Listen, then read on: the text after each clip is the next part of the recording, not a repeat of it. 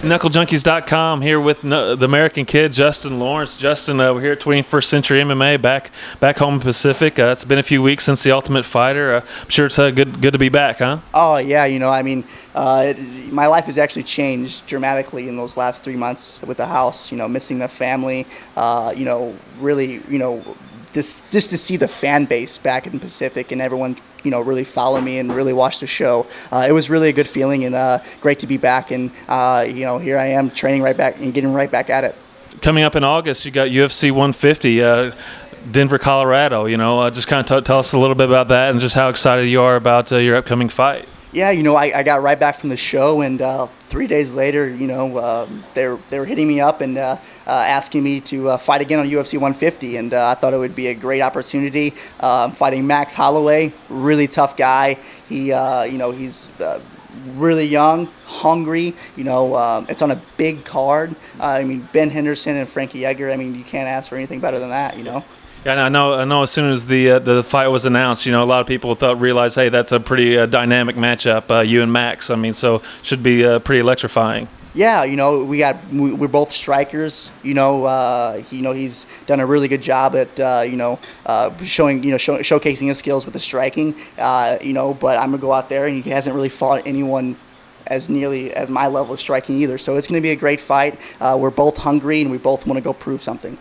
And it'll also be your debut at 145.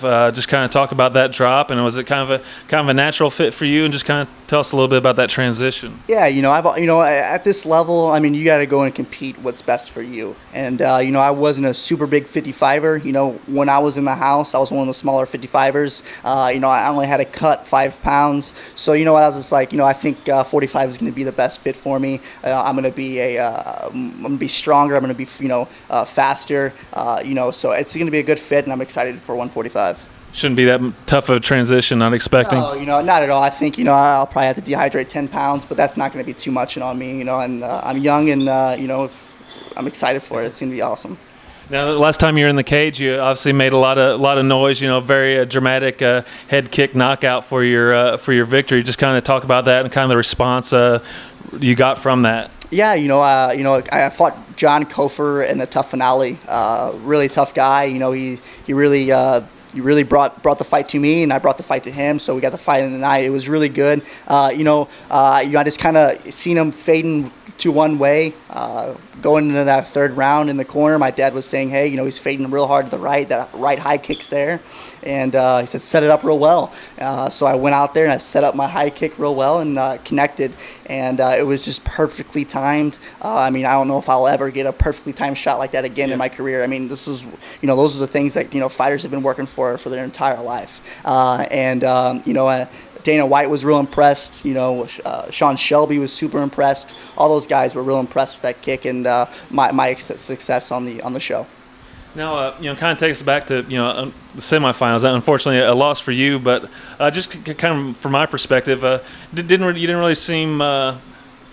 Could kind of tell that something maybe weren't really on your game. Just kind of take us up a little bit back on that. Yeah, a lot of people don't understand. When you're in that house, it's a mental battle. You're in there 10 weeks, the daily grind, day in and day out. You miss your family. I wasn't the only fighter feeling that either. I felt a little flat, a little sluggish, and it's not me. I'm always fast and explosive and doing my thing. Taking nothing away from Chiesa. Chiesa was a great guy. He did a really good job of making me do that grappling match.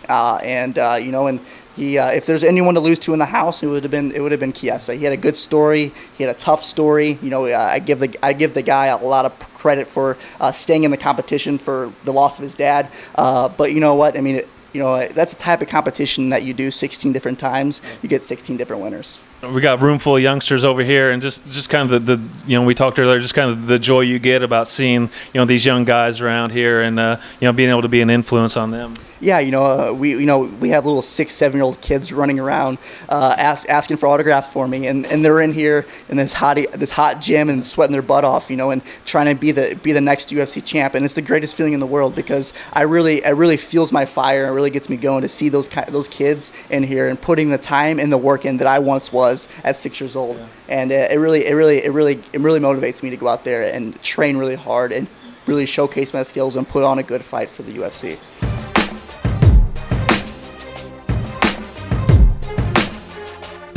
knucklejunkies.com